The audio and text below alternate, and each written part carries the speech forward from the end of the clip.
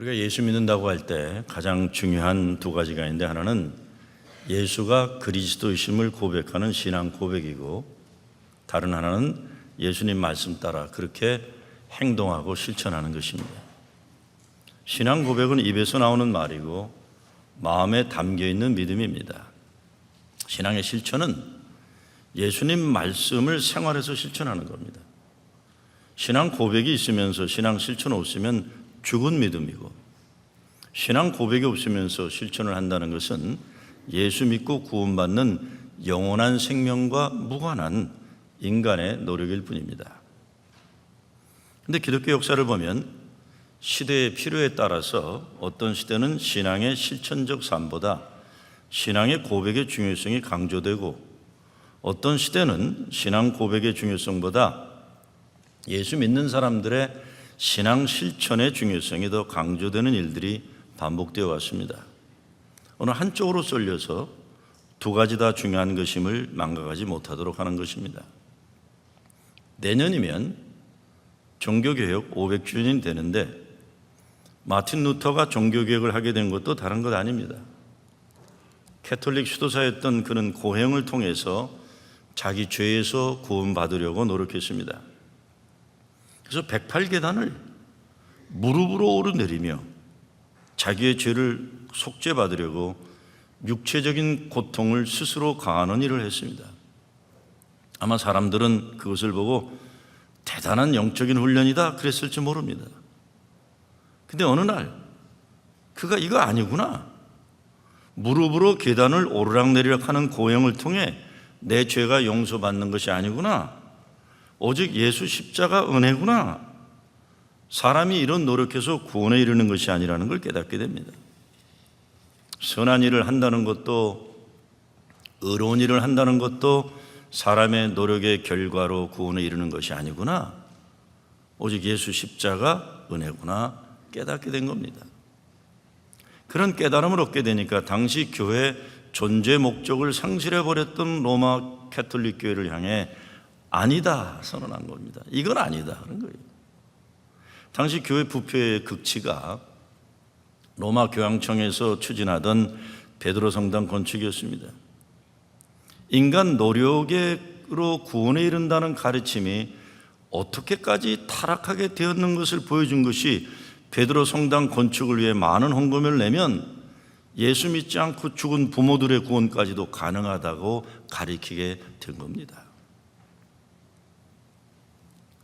어떤 종교도 타락하게 되면 이런 어처구니 없는 일들이 가능해지는 겁니다. 그렇게 예수 믿는 종교의 본질을 상실해버린 시대의 마틴 루터는 오직 십자가, 오직 은혜, 오직 하나님 말씀 외친 겁니다. 오직 성경이다 외친 겁니다. 근데 정말 신앙의 실천은 중요하지 않고 신앙 고백만 중요할까요?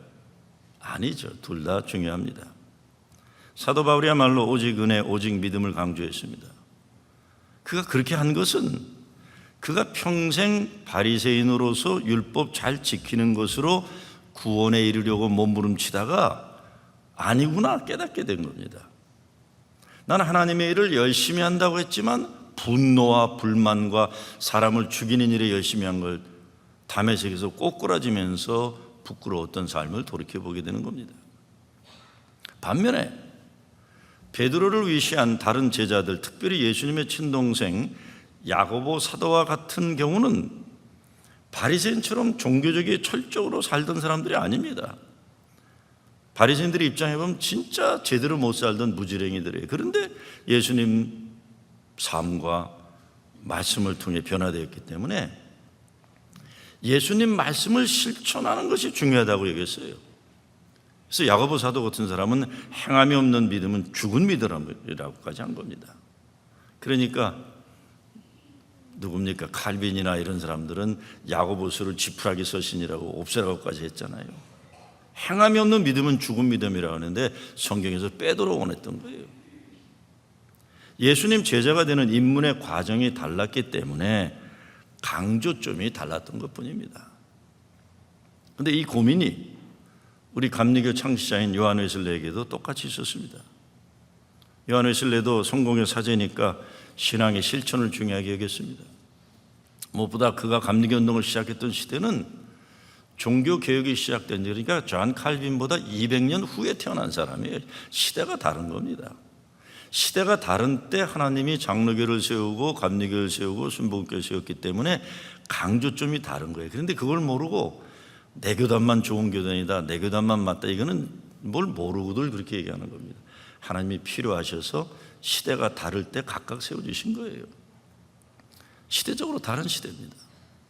루터와 장로교 창시자 칼빈이 주도했던 종교개혁 시대는 잘못된 가르침을 바로 세우는 것이었다면, 웨슬리가 관심 가졌던 시대는 산업혁명으로 인한 부패한 사회와 귀족화된 교회들의 문제였기 때문에 바른 신앙의 실천을 세우는 게 중요했습니다. 그러니 요한 웨슬리가 고민한 문제는 잘 믿는다고 하면서 그렇게 행동하지 않고 실천하지 않는 그 시대의 문제였습니다.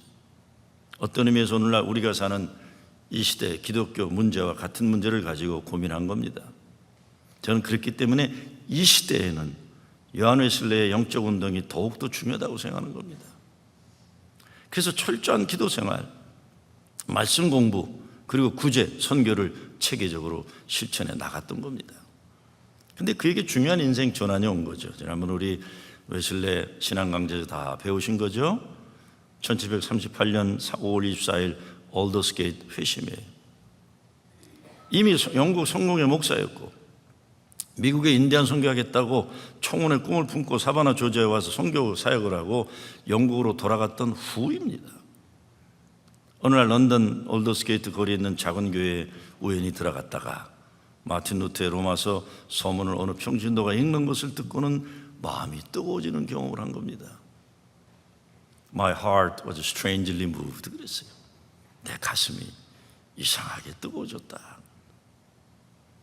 우리가 보통 말하는 성령체입니다.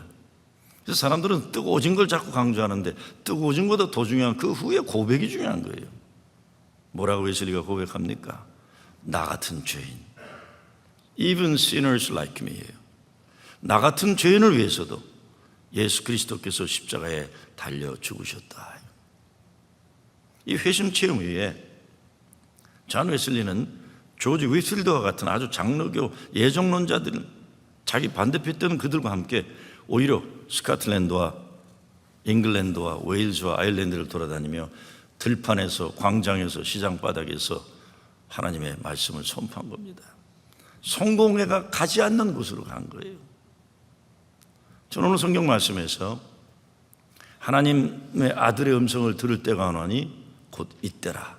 듣는 자는 살아나리라. 이 말씀이야말로 요한 웨슬레가 올더스게이트 회심 위에 불이 붙은 감리교 운동의 핵심을 제시하는 성경 구절이라 생각합니다.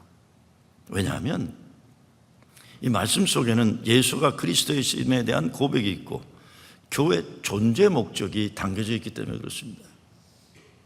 마틴 루터로 시작한 개신교 신학의 근본은 칭의예요. justification. 죽을 수밖에 없는 죄인된 인간이 예수 십자가 보혈의 은총으로 의롭게 되었다는 거예요. 의로운 존재가 아니라 의롭게 하셨다는 거예요. 하나님 우리를. 인간의 행위가 아니라 믿음으로의 구원입니다. 사람이 아무로 선하고 착하고 의롭고 좋은 일 많이 하고 기도 많이 하고 성경 많이 공부해도 구원에 이르지 못하고 오직 예수 그리스도 십자가 은혜로 구원받는다는 것입니다. 이게 교회에서 내가 남보다 기도 많이 한다, 남보다 성경 많이 읽는다, 남보다 더 착하다, 남보다 더 정의롭다, 이런 도토리 키재는 게 아무 의미가 없는 거예요. 그거로 구원받는 게 아니기 때문에요. 반면에 캐톨릭 교리가 중요하게 여긴 것은 sanctification, 성화입니다. 성화. 인간이 이루어가는 거룩한 삶의 열매들, 선한 행위가 중요한 거예요. 개신교는 오직 믿음, 오직 은혜, 오직 말씀 같은 구호를 많이 말하죠. 캐톨릭은 사랑의 실천을 강조합니다. 그러니까 요즘에 캐톨릭이 전도가 잘 되는 건 이 시대가 그것을 목말라하기 때문에 그런 거예요. 특별히 개신교 대표적인 교단인 칼빈의 영향을 받은 장로교에서는 하나님의 절대 주권과 무조건적인 예정으로 구원에 이르는 것이지 인간의 그 어떤 행위 아무 소용없다고 주장하는 겁니다. 당시 캐톨릭과 내용적으로 큰 차이가 없었던 성공의 사자였던 요한 웨슬리는 당연하게 칭의보다는 성화의 삶을 통해 구원에 이르기를 추구했던 사람입니다. 그런데 이런 웨슬리가 얼더스게이트 회심을 통해 인간의 선하고 의로운 행위를 열심히 잘함으로 구원에 이르려고 하는 것은 실패라고 깨닫게 되는 겁니다. 그래서 죄송한 말씀이지만 감리교 운동에 창시했던 웨슬레가 사실은 요한 칼빈과 같은 장로교회가 가지고 있던 그 깊이 있는 또 다른 신앙의 고백을 접하게 되는 겁니다. 물론 장로가 아니었죠. 이게 이해가 되기 시작한 거예요, 다른 교단에 대해서. 그래서 웨슬리가 회심을 하고는 설교가 바뀌었는데 선한 행위, 거룩한 삶에 대한 설교보다 회개, 회심, 중생, 성결교에서 강조하는 거죠. 성령의 역사를 강조하게 되는 겁니다. 그렇다면 요한 웨슬리는 회심을 경험한 이후 선한 행위, 거룩한 삶, 성화가 중요하지 않다고 말하는 것일까요? 절대 아니죠. 하나님의 온전함에 이르는 성화 자체를 부인하는 것이 아니라 성화를 추구하는 근본적인 힘이 이전에는 자기 자신의 노력, 인간의 의지에 나왔다면 이제는 예수 그리스도로 구원받은 자의 속에 역사하시는 성령의 힘으로, 은총의 힘으로 하게 되었다. 이렇게 바뀌게 된 겁니다. 내 힘이 아니되는 거예요. 예수님이 제시하는 이웃사랑, 거룩한 삶, 선한 삶, 사랑의 나눔, 규제 이런 것들이 인간의 의지와 노력을 하는 것이 아니라 예수 십자가 보혈로 구원받은 자의 은혜의 감동에서 나오는 겁니다. 요한 웨슬리는 이것이 성서적 경건이라면서 성서적 경건은 예수가 그리스도이심을 고백하면서 나오는 내적인 경건과 예수 말씀이 세상 속에서 실제적으로 실현되어야 하는 사회적 경건이 하나 될 때 이게 비블리컬 홀리네스, 성서적 경건이라고 주장한 겁니다. 요한 웨슬리가 성화의 삶을 추구하던 중 체험한 칭의를 잘 설명하는 성경 구절이 로마서 1장 17절입니다. 의인은 믿음으로 말미암아 살리라. 이 말씀을 풀면 믿음으로 말미암아 의인이 된 자는 살리라 이런 겁니다. 그런데 이 말씀을 예수님 오늘 본문에서 하나님 아들의 음성을 들을 때가 오나니 곧 이때라 듣는 자는 살아나리라. 우리가 살면서 세상에 많은 소리를 들으며 살아갑니다. 그러나 영원한 생명, 죽은 자를 살리는 소리는 오직 예수님 말씀뿐이옵니다. 그분의 음성이에요. 사람이 살기 위해 필요한 것들이 많습니다. 먹어야 살고 입어야 살고 그렇습니다. 그런데 그 어느 것도 하나님이 함께하지 않으면 아무것도 아닌 거예요. 이번 주간 연합감리교단이 직면하고 있는 문제를 다루면서 Confessing Movement, 고백운동이라는 우리 교단 내 보수 복음주의 진영에서 인터넷에서 글을 올렸습니다. 지난 5월 연합감리교단 4천년 총회 이후에 전체 60여 개가 넘는 연회 가운데 6개 연회가 현재 교단법 장정에서 규정한 동성애가 성경의 가르침에 어긋난다는 조항은 물론 동성애자 목사 한수 금하는 규정에 대해 정면으로 그런 교단법을 반대하는 의결을 하고 해방구를 선언했어요. 뉴욕 해방구, 보스턴 해방구, LA 해방구 이렇게 선언한 겁니다. 60개 연회 가운데 6개 연회가요. 거기에 대한 글이에요. 저도 우려합니다. 이 보수 복음주의의 말이 틀린 건 아니에요. 저도 우려해요. 근데 제 관심은 어떤 논리 정연한 의견이라도 서로 죽고 죽이는 일은 하지 말자는 겁니다. 어떤 결정을 해도 서로 사는 길을 찾아야 한다는 겁니다. 저는 교단이 갈라지는 것에 대해서 전혀 가슴 아파하는 사람이 아닙니다. 요한 웨슬리도 감리교단이라는 교단이 없어지는 거 걱정하지 않고 감리교의 핵심이 되는 그리스도를 사랑하는 마음과 복음 전파의 열정이 없어지는 것을 염려한다고 했습니다. 교단 유지하는 게 중요한 때가 아닙니다. 또 현재처럼 의견이 다르지만 공존하겠다. 그래도 좋아요. 같이 살자. 의견 달라도. 갈라져서도 열심히 예수가 그리스도이심을 증거하는 일에 집중하고 사람을 살리고 사랑하는 일에 집중하면 할렐루야. 이게 바울과 바나바가 갈라져서도 각각 선교사에게 집중했던 겁니다. 공존하면서도 그럴 수 있다면 이것도 할렐루야입니다. 문제는 붙어서도 예수가 중심되지 못하고 복음 증거에 소홀히 할 것이라면 소용없는 거예요. 떨어져서도 안 할 것이면 그건 더 불행한 노릇이에요. 물론 쉽지 않을 겁니다. 그러나 사랑과 생명의 길을 찾아야만 합니다. 서로 의견 다르다고 서로를 무효화하는 싸움 오래 하다 보면 교회들 다 문 닫아야 돼요. 이제는요. 인터넷상 떠오른 그 문서에서 문제를 삼은 대표적인 연회로 제시된 것이 바로 우리 교회가 속한 뉴욕연회입니다. 제일 먼저 문제 제기했더라고요. 1870년도 인구조사를 보면 뉴욕에 있는 교회가 전체 교회 30%가 감리교였습니다. 절대 다수가 감리교였어요. 근데 2016년에 이르러 뉴욕 인구가 2천만에 이르는데 감리교인의 숫자는 3만 명에 불과한 거예요. 0.01가 되는 건가요? 매년 줄어드는 교세를 지적하고 있습니다. 그 보고서를 읽는데 마음이 참 불편했어요. 그런데 말입니다. 뉴욕 연회를 지적하다가 갑자기 어느 교회 이름이 확 튀어나오더라고요. 영어 문서인데 First Flushing이라는 이름이 확 튀어나와요. 갑자기 우리 교회 교단 문제를 얘기하다가 우리 교회가 확 튀어나와요. 깜짝 놀라서 계속 읽었더니 뉴욕 연회에 유일하게, 이건 뭐 자랑도 아니고 아무것도 아닙니다, 문서에 있는 얘기라는 거예요. 주일 예배 출석 1,000명 넘는 교회가 하나 있는데 뉴욕 플러싱 제일교회라고 밝히면서 친절하게 그 교회는 이벤젤리칼한 복음주의적인 교회다 이렇게 밝혔어요. 한편 자랑스럽지만 다른 면으로서는 착잡했어요.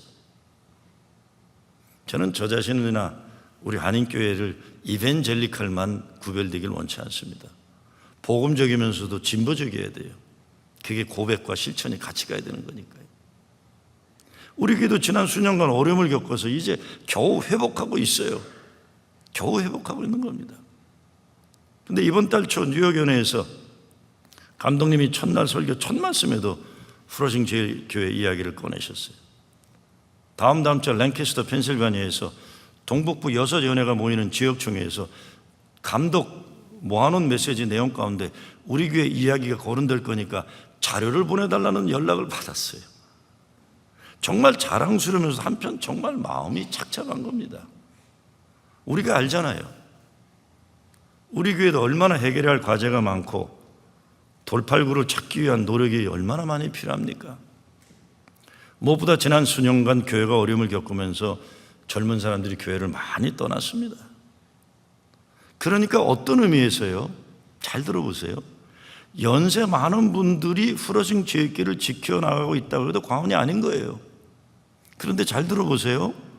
교단 문제 제기와 문서와 우리 연회, 그리고 우리 연회가 속한 동북부 지역총회에서 그래도 이 동네 감리교회 가운데 내세울 만한 교회가 여러분이 지켜낸 이 교회가 계속 거룩된다는 것이 감사하면서도 안타깝지 않을 수 없는 겁니다.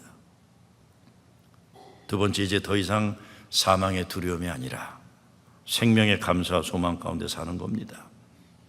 24절에 보면 내가 진실로 너에게 이르노니 내 말을 듣고 또 나 보내신 이를 믿는 자는 영생으로 듣고 심판에 이르지 아니하나니 사망에서 생명으로 옮겼느니라. 근데 여기서 영생을 얻은 것, 심판에 이르지 않는 것은 헬라어 원어로 현재형으로 쓰여져 있고 사망에서 생명으로 옮겨진 것은 현재 완료형으로 쓰여져 있습니다. 그러니까 우리가 예수를 그리스도로 고백하고 영접하면 예수 믿을 때 이미 현재적으로 영생이 주어졌고 심판에 이르지 않는다는 겁니다. 반면에 사망은 더 이상 사망은 없다는 이미 끝난 확정된 완료된 사건으로 완료형으로 쓴 거예요. 사망은 더 이상 없다. 더 이상 사망은 없다. 믿는 자에게 사망은 없다는 겁니다. 내가 진실로 너에게 이르노니 내 말을 듣고 또 나 보내신 이를 믿는 자는 영생을 얻었고 심판에 이르지 아니하나니 사망에서 생명으로 옮겼느니라. 우리의 구원은 예수님 말씀의 약속입니다. 내가 그렇게 느끼는 거 아니에요. 남들이 그렇다고 말해주는 것도 아닙니다. 예수님의 약속이에요. 말씀의 약속, 성경의 약속이에요. 이 약속 때문에 우리의 마음이 어떻게 흔들려도 우리가 어떻게 못나게 살아도 괜찮은 거예요. 변하지 않는 게 구원은. 우리의 구원은 결코 변하지 않는 하나님 말씀에 근거하기 때문입니다. 이것이 구원의 확신입니다. 내가 구원의 확신을 느끼는 것 아니고 성경 말씀의 약속이에요. 내가 평생 선하고 깨끗하게 살 수 있는 자신감이 있어서가 아닙니다. 예수님 말씀의 약속입니다. 마지막으로 예수님 음성 듣고 그 말씀 순종해서 사는 겁니다. 여기서 듣는다는 것은 예수님이 누구신지, 그분 존재와 그분이 어떤 말씀으로 가르치셨고 어떤 삶을 보이셨는지 존재와 삶 모두를 내가 믿고 사는 거예요. 사람이 바뀔 수 있다는 것 엄청 어려운 일입니다. 사람 잘 안 바뀌잖아요. 그런데 예수님 만나면 사람이 변합니다. 얼마 전에 고등학생 아들을 가진 아버지를 만났어요. 손에 반창고를 붙였더라고요. 고등학교 아들 아버지인데. 그래서 왜 그러냐 그랬더니 벽을 주먹으로 때려가지고 이렇게 됐다요. 왜 그랬어? 아들이 너무 공부를 하지 않고 너무 말 안 듣고 반질반질 속색해서 애 보는 앞에서 벽을 때려서 벽이 구멍이 났고 자기 손은 살이 벗겨졌다. 그래서 제가 그랬어요. 오죽 화가 나면 그랬겠냐 그랬어요. 제가 그분에게 이렇게 얘기했습니다. 잘했어. 애 때리면 잡혀가 그랬어요. 아무리 화가 나도 아이는 때리지 마. 벽 때린 건 참 잘했어. 목사님, 이거 어떻게 해야 되죠?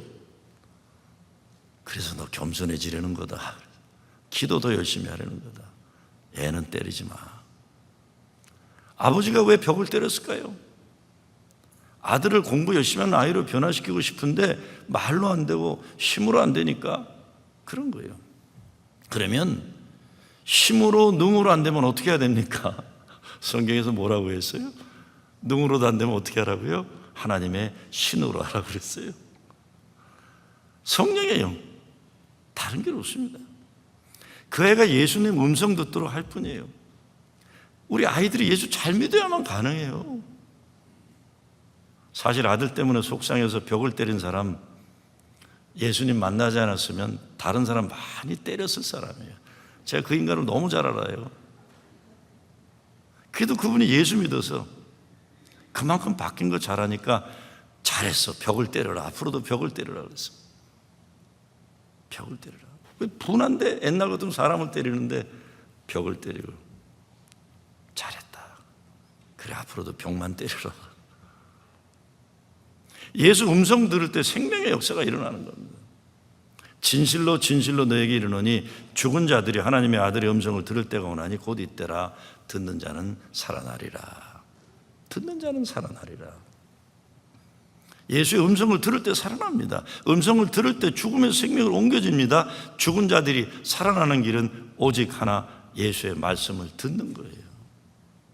우리가 예수 믿어 구원받은 것은 신분 상승도 아니고 우리가 사는 세상을 더 살기 좋은 세상으로 발전하도록 하는 것도 아닙니다. 이런 거 참 좋은 거지만 정치하는 사람들이 하는 거고 사회운동가들이 고민해야 할 일입니다. 물론 교회도 이런 일에 평화 정의에 쓰임받아야 돼요. 나쁜 일에 쓰임받으면 안 되죠. 그러나 예수님만이 하실 수 있는 일은, 세상에 할 수 없는 일은 죽은 자들을 살리는 겁니다. 사망 가운데 있는 자들이 생명으로 옮겨지도록 하는 거예요. 그런데 이와 같은 일이 예수의 말씀을 들음을 통해 이루어지는 것이, 그때 듣는 자는 살아나리라. 여기에 전도와 선교의 목적이 있습니다. 교회 존재 목적이 여기에 있는 겁니다. 무엇보다 우리 이민교회들 정말 다시 초심으로 돌아가 우리 어린 자녀들부터 청소년들, 청년들 예수님 말씀 안에서 살도록 최선을 다해야 합니다. 어른들도 당연히 그렇게 돼야죠. 그러나 사람이 변하는 것은 어렸을 때 변화가 가장 수월합니다. 우리 교회도 차세대 목회 잘하려고 애를 쓰고 있어요. 이번 주부터 여름 학교도 시작하고 지난주에는 청소년 수양회도 있었고 몇 주 후에는 우리 청년들이 워싱턴 Church of the Savior에 가서 2박 3일 도시 선교를 어떻게 잘하는가 견학도 갈 거고, 목회팀은 오늘 목요일에 필라델피아 흑인 동네에서 목회하는 한인 목사, 거기 살고 있는 한국 목사 만나서 우리도 도시 선교의 비전을 세우려고 해요. 왜 이런 노력을 하는 겁니까? 우리 아이들 공부 잘하라고요? 좋죠. 공부 잘해야죠. 우리 아이들 잘 뛰어놀고 건강하라고요? 건강해야죠. 그러나 이 모든 노력의 중심에는 우리 교회에서 자라는 아이들과 청소년들, 젊은이들이 예수님 만나고 예수님 말씀 안에서 자라고 예수를 구원받게 할 수 있어야 되는 겁니다. 저는 교회가 다른 것 자랑하는 거 다 허망한 일이라고 생각해요. 허망한 일이에요. 우리 아이들이 말씀으로 크고 말씀의 아들, 말씀의 딸 되어서 정말 예수님 말씀 속에 살아. 이것이 제일 중요한 거고 다른 거는 그냥 참고서예요. 참고서. 다른 거 잘하려다가 중요한 거 놓칠 수 있습니다. 어른이나 어린이들이나 그리스도 사랑 안에 살고 예수님 만나 영원한 생명을 얻게 하는 겁니다. 예수 믿는 사람들 선한 일 해야죠. 정의롭게 살아야 됩니다. 행함이 없는 믿음, 죽은 믿음입니다. 삶의 열매가 없으면서 예수 잘 믿는 것처럼 착각하면 안 됩니다. 근데 이 모든 선하고 의로운 일들, 예수가 그리스도이심의 소망, 신앙 고백에 세워져야만 합니다. 그래야 죽은 사람을 살리는 능력이 나타나는 거죠. 예수의 음성을 듣는 자는 살아난다고 예수님 약속하십니다. 심판에 이르지 않고 영원한 생명에 이른다. 예수님 음성 들은 여러분에게 있어서 이제 사망은 과거입니다. 생명은 바로 지금부터 주어진 현재입니다. 이 귀한 생명으로 모든 죽어가는 이들을 살리는 거룩한 일에 쓰임받는 여러분 되시길 주의 이름으로 축원합니다.